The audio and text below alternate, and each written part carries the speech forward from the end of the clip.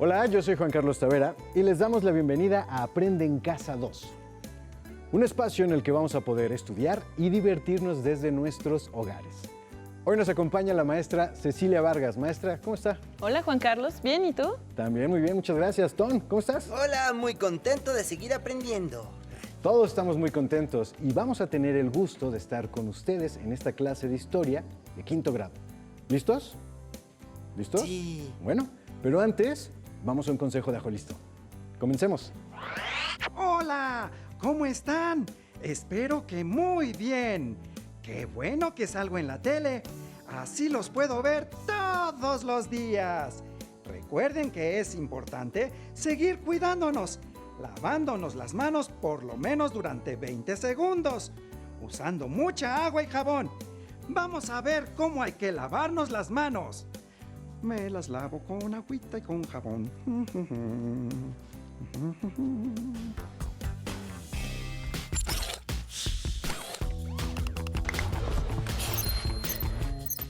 ¡Atención! ¡Atención! A continuación, información importante.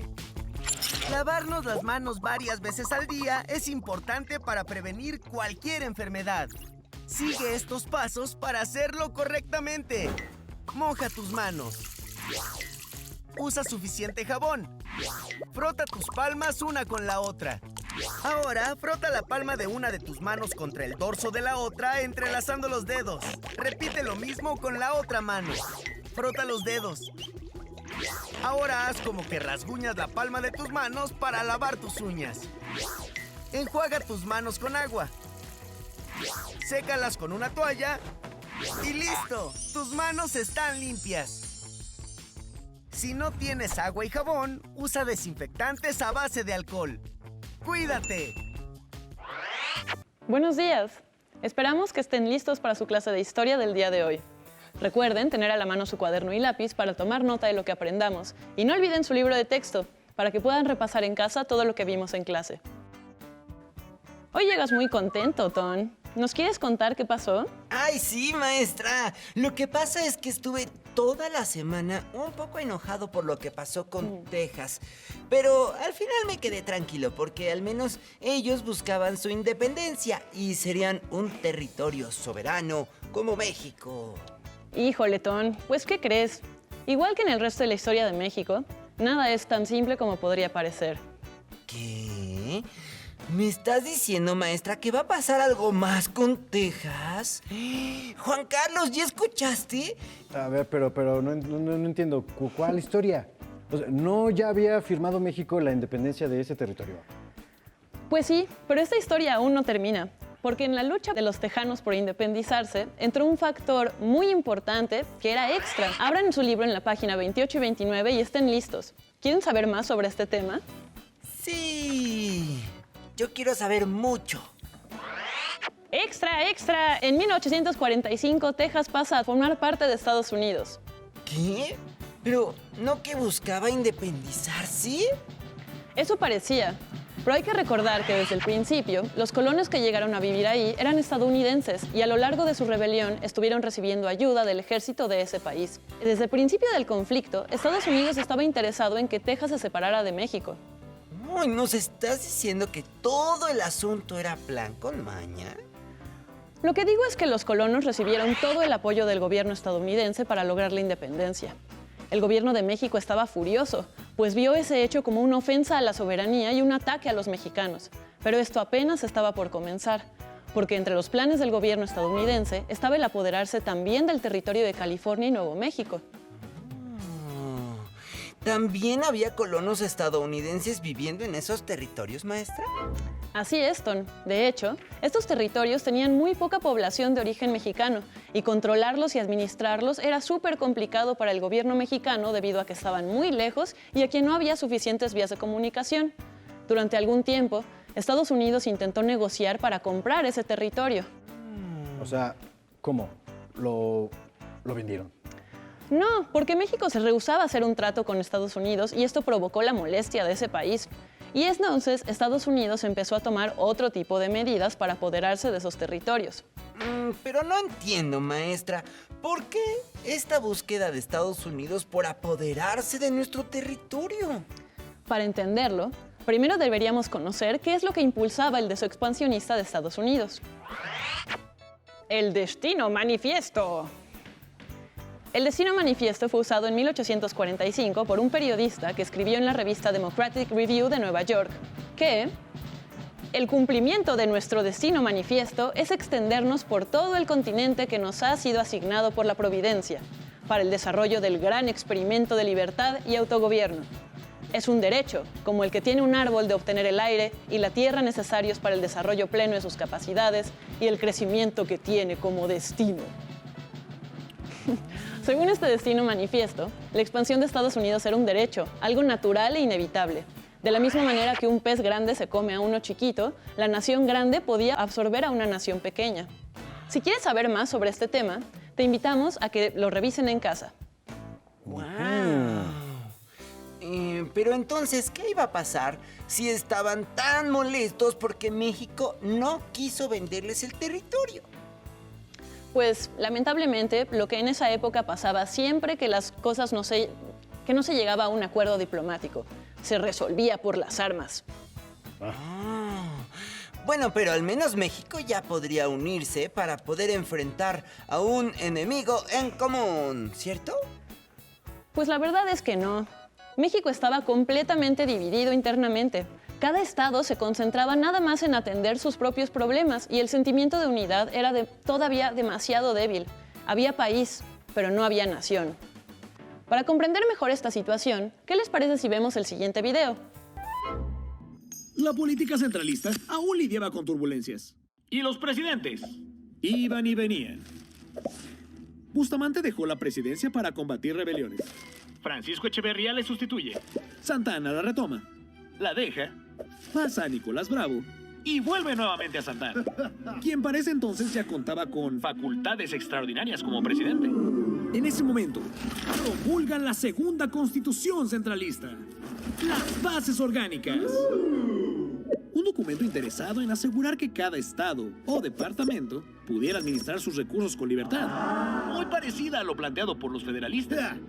Las leyes también eliminaron el supremo poder conservador, aumentando el poder del presidente. En las siguientes elecciones, Santana sería reelegido, bajo la condición de acatar las leyes dictadas por el Congreso. Pero igual que en sus anteriores gobiernos, acostumbrado al poder, sigue descuidándolo, falla en su administración y provoca más inestabilidad. Se multiplican impuestos, los préstamos también. Y en el norte del país, Texas buscaba su integración a Estados Unidos. El Congreso no podía pasarlo por alto. Una nación enfurecida y el fantasma de la pérdida del territorio, Santana evitaría manchar aún más su nombre y huiría al exilio, cuando lo peor estaba por llegar.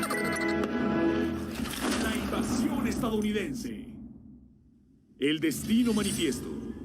Filosofía de los fundadores de Estados Unidos justificó su expansión y dominio en el continente.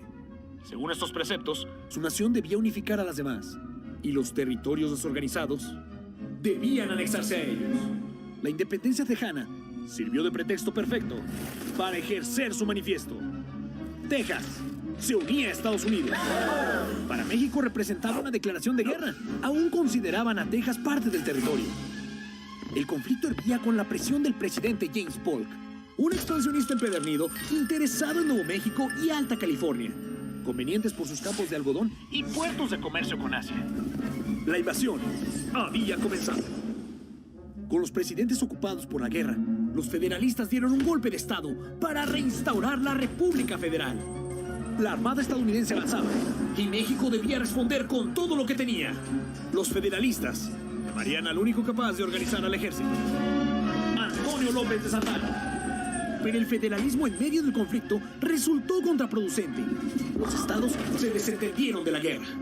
Al ser autónomos de nuevo, de 19, los 7 apoyaron con su fuerza militar. En una guerra desigual, ni Santana ni el empeño federalista evitaron que Jalapa, Puebla y la capital fueran arrasadas. Y las defensas de Churubusco, Molino del Rey y el castillo de Chapultepec fueron eliminadas. Así Estados Unidos izaría su bandera en el Palacio Nacional, reclamando su botín de guerra. Ante el agravio a la soberanía nacional, no quedó más salida que ceder el territorio. en los tratados de Guadalupe Hidalgo. Concluido el conflicto, Santana es culpado de perder la guerra y condenado nuevamente al exilio.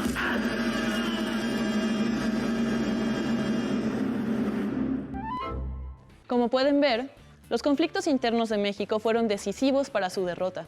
Y es que todo era conflictivo. Por un lado, el centralismo provocaba la rebelión de los estados que no querían perder su autonomía. Pero por otro lado, el federalismo hacía imposible poner bajo control a los estados rebeldes y no había manera de obligarlos a cooperar con el esfuerzo de la lucha. Como dijo el video, solo 9 de los 17 estados de la República aportaron recursos a la lucha. Es tremendo, pero el ambiente separatista que impulsaba la rebelión de los tejanos también se hacía sentir en otras partes de nuestro país, como en Yucatán, por ejemplo, que en ese tiempo también estaba intentando independizarse y estaba desgarrado por la guerra contra los mayas. Te invitamos a que averigües más sobre esto por tu cuenta. Con todo esto en contra, los mexicanos estaban en desventaja y los norteamericanos aprovecharon su oportunidad para invadir nuestro país. ¿En serio? ¿Por dónde nos iban a invadir? Por todos lados. Mira tu mapa en la página 31 de tu libro de texto. Aquí está. Vamos a ver. Fue en abril de 1846 cuando empezaron los ataques, desde la frontera de Texas y Tamaulipas, de este lado.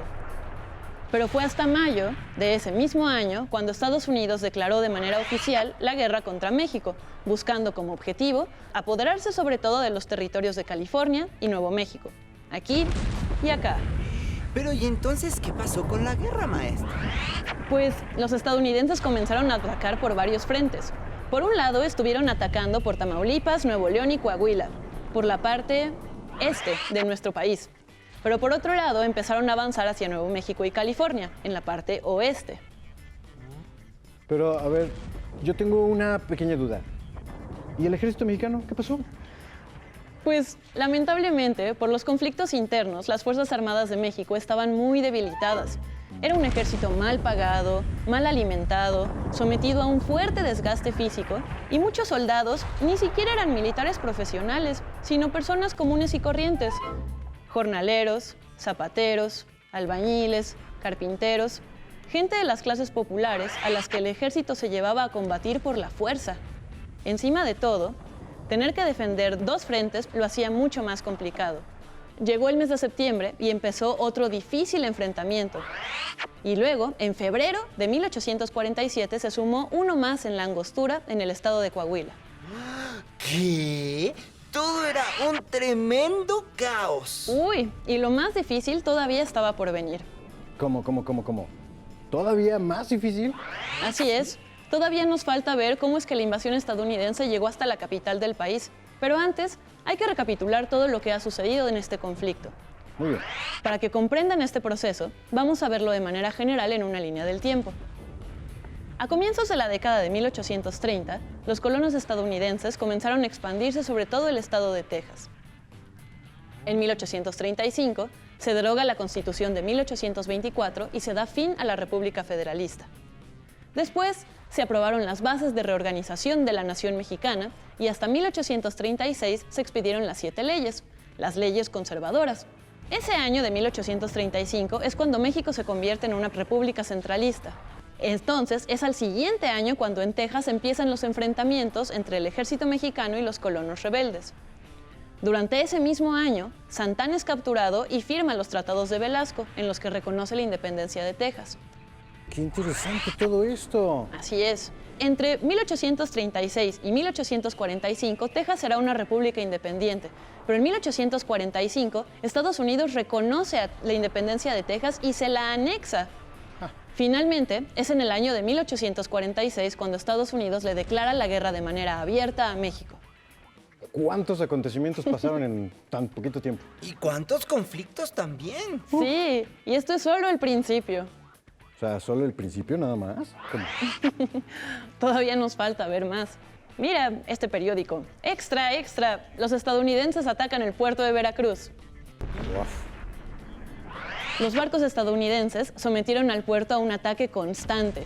Desde el mes de marzo de 1847, los marinos y soldados mexicanos defendieron con valentía y honor el puerto. Como podemos ver en esta pintura que se encuentra en la página 29 de tu libro de texto, el poder militar de los estadounidenses era enorme. Vean todos los barcos que llegaron. Su fuerza naval era impresionante. Lamentablemente, así no fue. Los estadounidenses los superaban en número y armamento. Eran muchísimos más soldados y sus armas eran mucho mejores. Entonces, eso hizo que el ejército mexicano no tuviera otra opción que rendirse. ¿Y el país? ¿Qué pasó con el país? Pues con el puerto del país más importante tomado, los estadounidenses empezaron a avanzar y finalmente, en agosto de 1847, llegaron al Valle de México y la batalla por la capital estaba a punto de empezar. El día de hoy hemos llegado al final de la clase, pero para poder cerrar el tema vamos a realizar este breve cuadro en el que recuperaremos las principales causas de este conflicto. Muy bien. La primera. Veamos. Una primera conclusión de esta sesión podría ser que Estados Unidos apoyó la separación de Texas. Muy bien. Otra más, ¿alguno de ustedes quisiera decírmela? El deseo expansionista de Estados Unidos, que también se basa en las creencias del destino manifiesto, ¿no? Así es, en esta idea de que Estados Unidos estaba destinado a expandirse. Así es. Además, mediante esta guerra, lo que Estados Unidos quería era expandir sus territorios y al hacer eso, pues obtener más riquezas. Oh. También la debilidad del ejército mexicano, maestra, y los conflictos internos del país que fueron decisivos para la victoria estadounidense. Por supuesto, Ton. Con un ejército mal comido, mal pagado y con un territorio tan grande y con conflictos separatistas estallando en todos lados, pues vaya que no podríamos enfrentar una guerra de la mejor manera, ¿no creen? Claro, fueron muchas cosas las que nos llevaron a esta guerra. Pero, ¿y las consecuencias, maestra, cuáles son? Esas las veremos en la siguiente clase, Ton, donde veremos cómo es que culmina este conflicto y todo lo que este conflicto implicó para México. Agradecemos a los maestros y a las maestras que nos acompañaron el día de hoy. Muchísimas gracias. Hemos terminado con México independiente y resto del mundo. Espero lo hayan disfrutado tanto como nosotros. Vamos a la siguiente materia. Hasta la próxima. Recuerda, entre clase y clase, activa tu cuerpo. Ok, vamos a trabajar pierna. Vamos a pararnos. Vamos a abrir nuestro compás de tal manera que nos estamos cómodos. Extendemos brazo al frente y bajamos, flexionamos rodilla, 90. Bien, exactamente. Arriba, muy bien. Vamos a abrir nuestro compás. Levamos los brazos y vamos a trabajar la pierna. Bajamos, flexionamos. Muy bien, exactamente ahí. Muy bien hecho, Yair. Ahí bien. Una más. Bien. Otra más. Bien trabajado. Respira. Bien. Una más. Bien. Descansamos. Movemos nuestros piecitos, los pies. Movemos los pies. Nos relajamos. Respiramos. Vamos a trabajar pantorrilla, nos vamos a parar derechos, juntos los pies y lo único que vamos a hacer es elevar nuestros talones.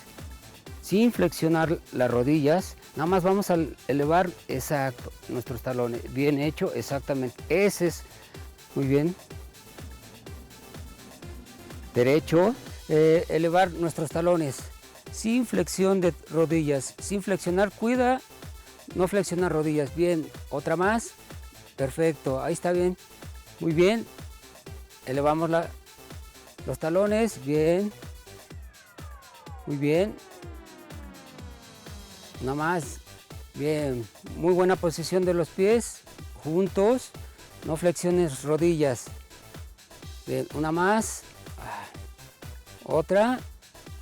Ok, Irving. Nos vamos a parar. Abrimos nuestro compás. Y lo que vamos a hacer es, vamos a meter las puntas hacia adentro y nos paramos derecho y hacemos la elevación de talones. Arriba, eso, utilizamos nuestros brazos para tener equilibrio, muy bien. Una vez más. Acuérdate de mantener las puntas hacia adentro, elevación, sin flexionar las rodillas. Es importante que no flexiones las rodillas. Las puntas hacia adentro, nuevamente las ponemos en posición. Las puntas hacia adentro de los pies. Nuevamente, bien, exacto. Paramos, descansamos, respiramos. Acuérdense de tener siempre la posición de los pies, de las puntas hacia adentro. Y después de cada pausa, activa tu mente.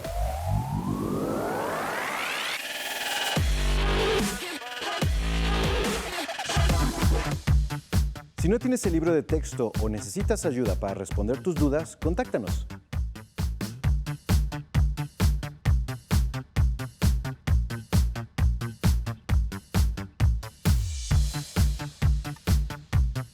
También puedes encontrar los libros de texto en la página conalitech.cep.gov.mx. Si quieres volver a ver los programas de Aprende en Casa, los puedes encontrar en la siguiente liga: aprendeencasa.cep.gov.mx.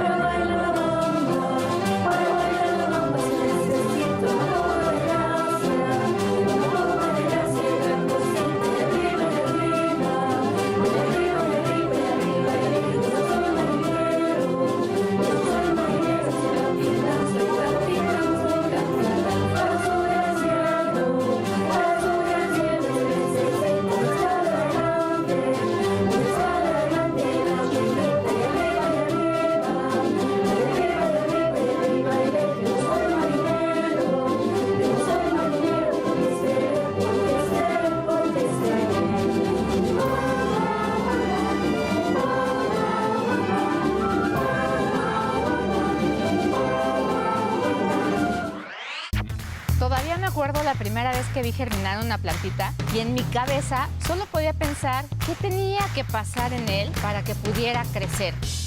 En mi casa todo empezó con un juego, con mi pequeño microscopio. A veces mezclando cosas en el baño y explorando todo lo que me encontraba a mi paso.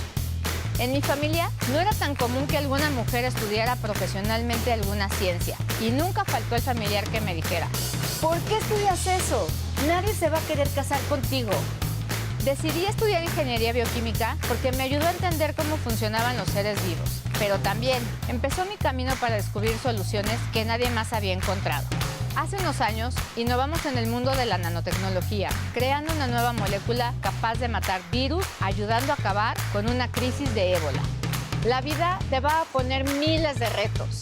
Está en ti seguir tus sueños, innovar y crear esperanzas y sobre todo dejar tu nombre marcado en la historia.